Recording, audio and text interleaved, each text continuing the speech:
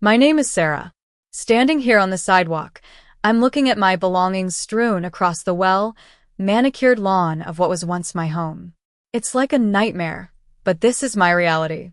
After 18 years of marriage, Mark just tossed me aside while I was by my ailing grandfather's bedside. But here's the thing he doesn't know. I've been bracing myself for this betrayal for quite some time.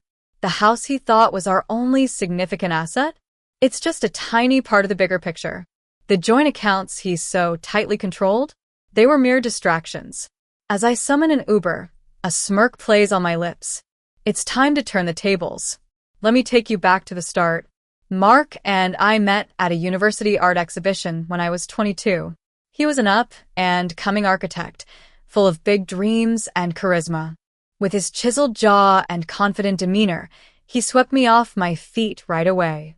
I was majoring in business administration, aiming high to make a mark in the corporate world. In our early days, we were inseparable. We'd stay up late, discussing our future plans, and he promised we'd build a life together as equal partners. When he landed a job at a prestigious architecture firm, I took on extra shifts at my internship to support us during the tough times.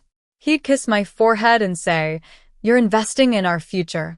Once I'm successful, you'll never have to worry about a thing." I graduated with honors and quickly climbed the corporate ladder. By 28, I was managing a team at a top-tier company, and my boss had high hopes of promoting me to a directorship. But then, Mark's career took off. He started getting high-profile projects, and suddenly, my professional life became an issue. "The wife of a well-known architect can't be buried in the office all day," he insisted. "My clients' wives are always at social events. It reflects badly on me when you're not around." At first, I resisted. I'd worked too hard to give up my career. But he was persistent. "It's not giving up, it's evolving. We don't need your income anymore." Slowly but surely, I cut back on my hours, then became a part-time consultant, and eventually, I only worked on a few select projects. Meanwhile, our social obligations multiplied. Charity balls, industry galas, and exclusive club events became a regular part of our lives. I became the perfect accessory on Mark's arm. Mark also took over our finances. Despite my business background, he claimed I was too emotional about money. He scrutinized every purchase I made, while he spent freely on his expensive design equipment and luxury cars without a second thought. He even had strict standards for my wardrobe. "That dress makes you look dowdy. My clients will think I can't take care of you." My friends started to fade from my life. Mark said they were bad influences. One by one, my support system crumbled, and I didn't even realize I was becoming isolated until it was too late. He'd built a gilded cage around me, and I'd helped him construct it. 4 years ago, the first crack in our seemingly perfect marriage appeared. I found a text message on his phone while he was in the shower. The sender was Lily, an interior designer he often collaborated with. The message read, "Can't wait to be in your arms again." My heart dropped to my stomach. I tried to convince myself it was innocent, that they were just discussing a project. But then, there were unexplained expenses. Trips for business meetings that I couldn't verify, late nights at the office that didn't match his work schedule. I'd catch the faint scent of unfamiliar perfume on his clothes, and once, I found a lipstick stain on his collar that wasn't mine. Mark also became increasingly critical of me. My cooking wasn't up to par, I'd gained a little weight, and I wasn't interesting enough at social gatherings. When I suggested we go to marriage counseling, he laughed it off. "You're just being paranoid. This is why business-minded people make bad partners. You overanalyze everything." His mother, Carol, was a constant thorn in my side. A former socialite, she was used to getting her way. She dropped by unannounced, criticizing my housekeeping and my choices. "Sarah, dear, the house isn't as tidy as it should be. Mark works so hard. He deserves a better home environment." Mark never defended me. "She means well. She just wants what's best for us."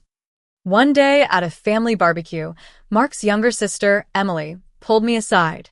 "He's doing it again," she whispered, looking around nervously. "Doing what?" I asked, confused. "The same thing he did to his ex-girlfriend, Lisa." He used her for her connections, and then dumped her when he didn't need her anymore.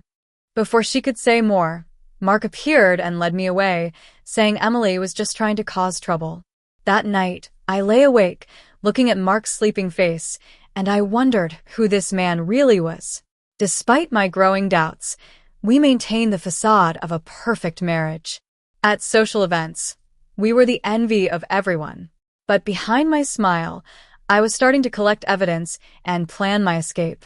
3 years ago, while signing some financial documents for our new house renovation, I noticed some discrepancies.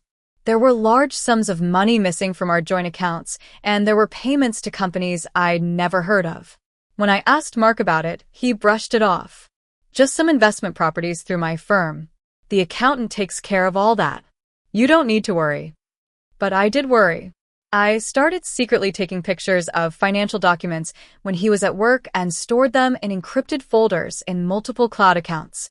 I knew I needed proof of our marital assets before they vanished. 2 months later, at a business networking event, a woman approached me. "You're Sarah, right?" she asked. She was in her late 30s, with a tired look in her eyes. "Yes, do I know you?" I replied. "I'm Lisa, Mark's ex-girlfriend," she said. My heart skipped a beat as I remembered Emily's warning. "I've debated whether to talk to you for years," Lisa continued. "But seeing you today, I can't stay silent. Has he started hiding money from you yet? He's a master manipulator. He sees relationships as stepping stones to his own success. Once you're no longer useful to him, he'll discard you without a second thought." That evening, I started my search for a divorce attorney. I found Stella Thompson, a well-known lawyer who specialized in high-profile divorce cases. I made an appointment and paid the consultation fee in cash. Stella's office was in a discreet location. She listened patiently as I laid out my suspicions. "You're smarter than most clients who come to me," she said when I finished. "Most wait until they're locked out of the house with no money. If you're right about your husband, we need to move carefully.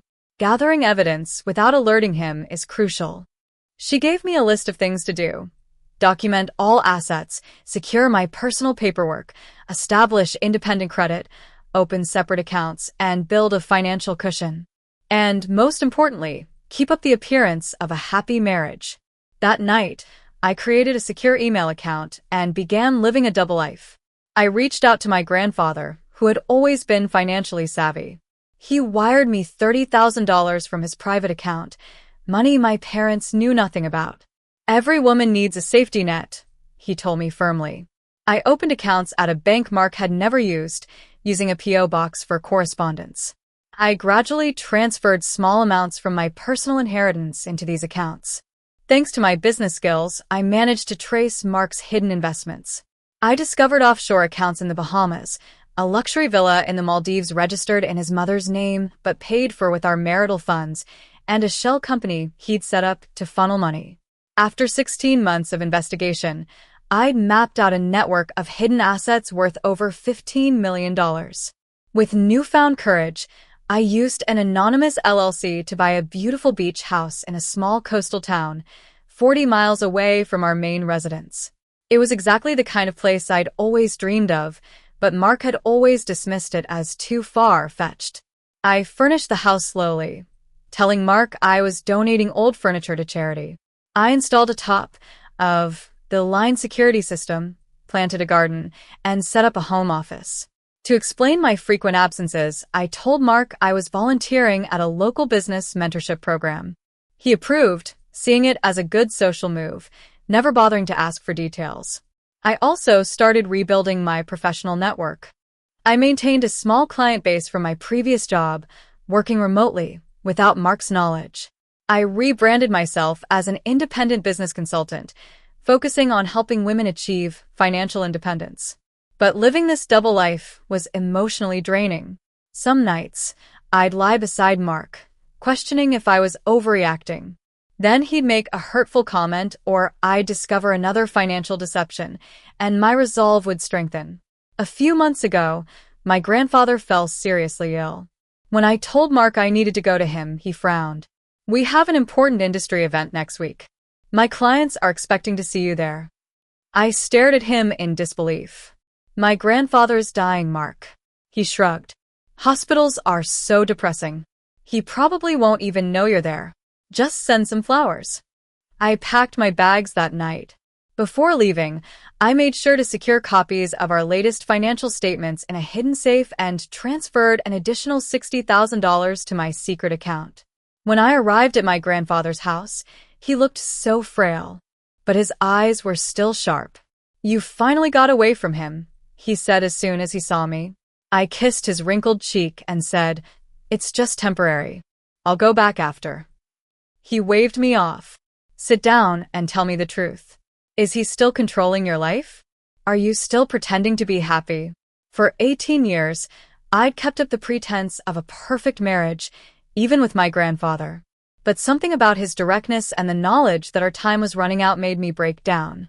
I told him everything: Mark's infidelity, the financial deception, my secret preparations, and the beach house. He listened intently, then let out a laugh. "You're my granddaughter, after all." I was starting to wonder. "I was married to your grandmother for 48 years. Everyone thought we had the perfect marriage, but she cheated on me for 20 years. I knew after the first year, but divorce wasn't an option back then. So I opened my own accounts, invested wisely, and bought property in my name. By our 25th anniversary, I had more money than she did, all hidden away." He then showed me a safe in his closet. Inside were valuable stocks and bonds, and he said, "This is for you. Use it to build a new life."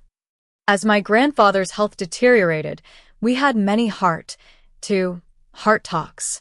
He regretted staying in a loveless marriage for so long, and he urged me to be strong and take control of my life. A week ago, my grandfather passed away peacefully. I stayed for the funeral, and during that time, Mark's calls became colder and more infrequent.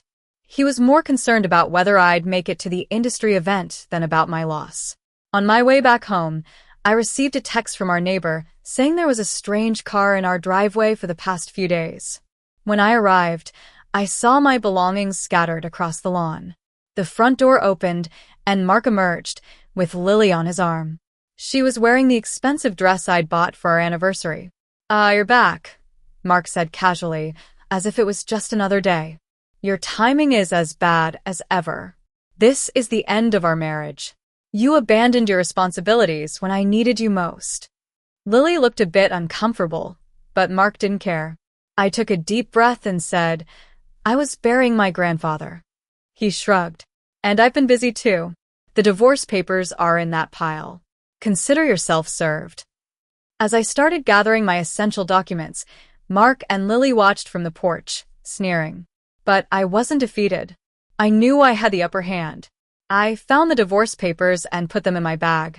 My phone vibrated with a text from Stella, informing me that Mark had emptied our joint accounts just an hour ago.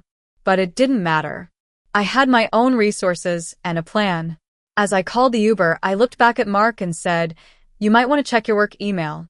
The board of your firm sent an interesting message about an internal audit of your financial dealings." His confident expression faltered for a moment, and I knew I'd just started the first chapter of my new life. Since then, Stella and I have been working on our case. We've filed an emergency motion for temporary support and notified the court about the hidden assets. Mark is starting to panic as his carefully constructed world begins to crumble. I've officially moved into my beach house, and it feels like coming home. I've expanded my consulting business, and I'm building a new community of friends. Mark and Carol are trying to spin a story that I'm the crazy one, but no one is buying it. The criminal investigation into Mark's financial fraud is gaining momentum. Lily has come forward with evidence of his illegal activities, scared for her own future. And Mark's attempts to intimidate me are only making him look more desperate. 6 months from now, I'm confident that I'll have achieved complete independence from Mark. I'll use part of the settlement to establish the Grandfather's Legacy Foundation to help women in similar situations break free from controlling relationships. I've learned that sometimes the strongest thing you can do is walk away from a toxic situation.